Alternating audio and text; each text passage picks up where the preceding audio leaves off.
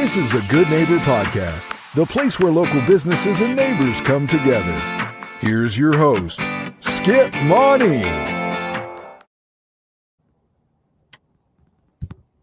Well, hello, everyone, and welcome to the Good Neighbor Podcast of East Tennessee and Western North Carolina. And today I am super excited to have someone in our studio for the first time, and really excited to learn all about them and what they do. And I'm sure you will be as well, because today I have the pleasure of introducing your good neighbor, Mr. Geofrey Bernstein, who is the owner-operator of Penne for YourThoughts. Geofrey, welcome to the show. Thank you for having me. Well, like I said, we're excited to learn all about you and Penne for YourThoughts. So why don't you kick us off by telling us about your business? Okay, well, Penne for YourThoughts, we are located in Knoxville, Tennessee, and we have been open since about April of 2018. We started as a food truck selling Italian-American fusion, and then we opened up our brick and mortar about 3.5 years ago. So we've got both running right now, and we love serving our local community. I guess kind of the idea behind, I say Italian-American fusion, and people are like, huh, what is that?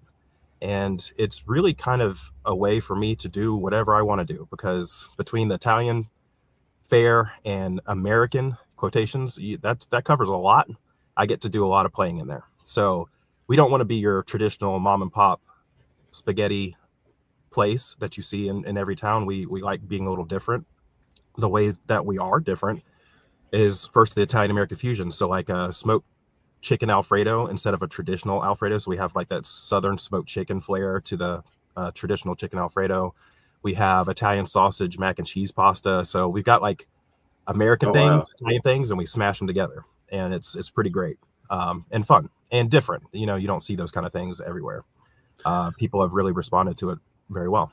Oh, I'm sure. And not only does it sound fun, it also sounds delicious. So, we try. So there you go. We also kind of fuse some different techniques of my background. And there I come from. Before this, I was a regional director for Five Guys Burgers and Fries. So I had the corporate kind of fast food environment there. Before that, I was running fine dining restaurants. So I've incorporated kind of both of those worlds into this. We use a lot of techniques that big boy restaurants use in our little counter service restaurant. So you get a much higher quality than you would expect walking in and ordering at the counter with what we provide. Very good to know. Well, thanks for telling us about your journey with this particular business. By the way, congratulations on approaching 8 years. That's quite a feat. Yeah. Absolutely. Especially in the restaurant business. I mean, that means you're here to stay. You've been around that long. Yeah, it's tough. Yeah, it is. But what brought you into the world of food? What was your journey to get there? Well, to be completely frank, why I started cooking was because my mother is a sweetheart, but she is not the best cook. So survival mode got me into it in the very beginning, and then I just took a passion for it. I've had one foot in it no matter what I've done in my life. And I really excelled at it. So I've managed a bunch of groups, and I kind of decided when I was approaching 40, you better start thinking about doing it for yourself or you never will. So we just decided to start with the proof of concept with the food truck. People responded very well to it, and we've just kind of tried to grow it from there. Kind of a couple hangups with COVID and whatnot, but still trying to figure things out. There you go. Well, it's interesting. I can relate. My mom, God rest her soul, she cooked a lot. She just didn't cook very well. Yeah, she power boiled. It was a very Southern thing. She liked any kind of meat had to be power boiled or overcooked to the point where it was shoe leather in order to kill everything, I guess. Anyway. So, what are some myths or misconceptions in the food industry? Well, I say right now. Lately, the past couple of years, I think pricing is probably everyone's Achilles heel. And there's a lot of misconceptions around it. For the most part, I'm sure there are operators out there that are probably taking advantage, but I think they're few and far between. I think most of us are kind of working with what we have. We don't really set prices. Our suppliers do. Right. we've had a lot of kickback, or not just us, but every operator I talk to in town has had a lot of, people are just, and we get it. We feed our families too. It's expensive. But there's just nothing we could do about it really. So we, at Penne, we try to keep, I haven't raised prices in 2 years, even though I probably should. We try to keep everything as reasonable and affordable. That's part of our mantra, is to get the big boy restaurant and the convenience and the quality and the price that, we offer for affordability. So I think that's probably the biggest misconception right now is pricing and people thinking that restaurant owners are just being greedy, and it's really just not. It's not that. We, when we get our supplies in, we have to set our prices according to what we pay. So like everything else, absolutely. Yep.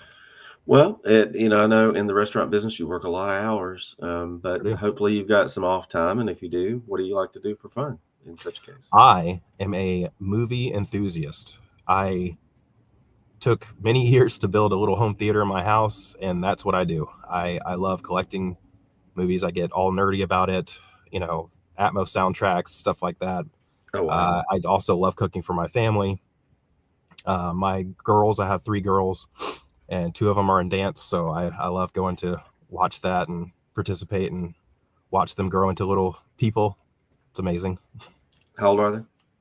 I have 9, 13, and 20. 9, 13, and you said 20? Uh-huh. Oh, wow. Wow. I covered the spread. There you go. I hear you, brother.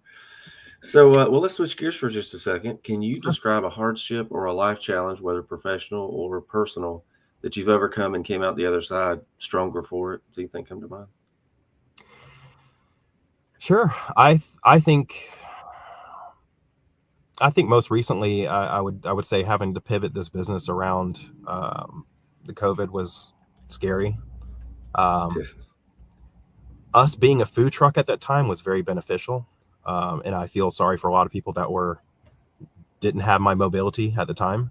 I was able to travel to neighborhoods directly where people were and just feed them when they were locked down. And that really helped us a lot to navigate through that. And I think just being snapped out of my, how would I put it? Traditional views of running restaurants in that time, and forced to take a look around in under different circumstances, I think that definitely made me a stronger operator, because, for 20 years, it was just routine. This is how you do things. This is the set price we do. This is the percentages. This is how you run your labor. This is blah, blah, blah. And then all that just went out the window for everyone, so really getting you out of the routine of the day-to-day kind of thing of just operating. I think that made us all who survived much stronger operators.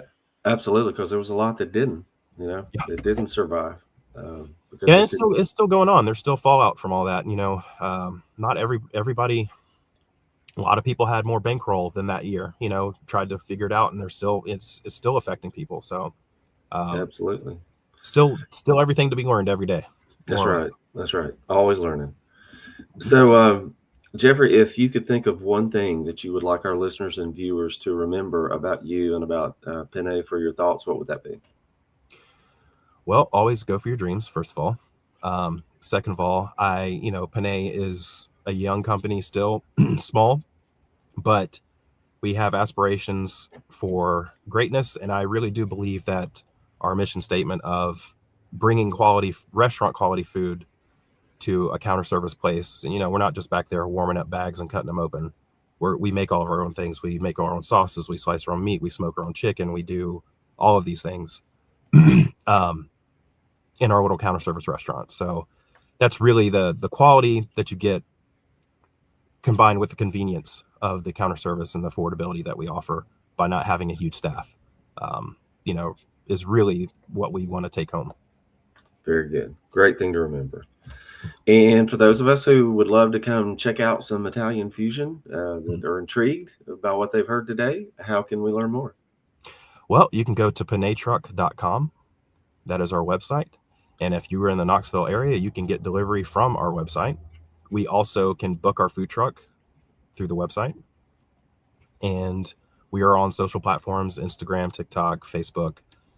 They're all Penne Truck, all the handles. Penne. Truck. Mm-hmm. Truck. Very good. All right. Well, Geoffrey, I'm hungry now, even though it's morning, but appreciate you taking, yeah, please, man. Thank you so much for taking time out of your busy schedule, because I know you're busy, and we appreciate it, and appreciate what you're doing for the community and for bringing good food to Knoxville. So thank you for that. And moving forward, we wish you and your family and your customers all the best. All right. Appreciate you. Yes, sir. Maybe we can have you back sometime. I would love it. Thank you, Skip. All right. Thanks so much. Thank you for listening to the Good Neighbor Podcast. To nominate your favorite local businesses to be featured on the show, go to gnptry-cities.com. That's gnptry-cities.com, or call 423-719-5873.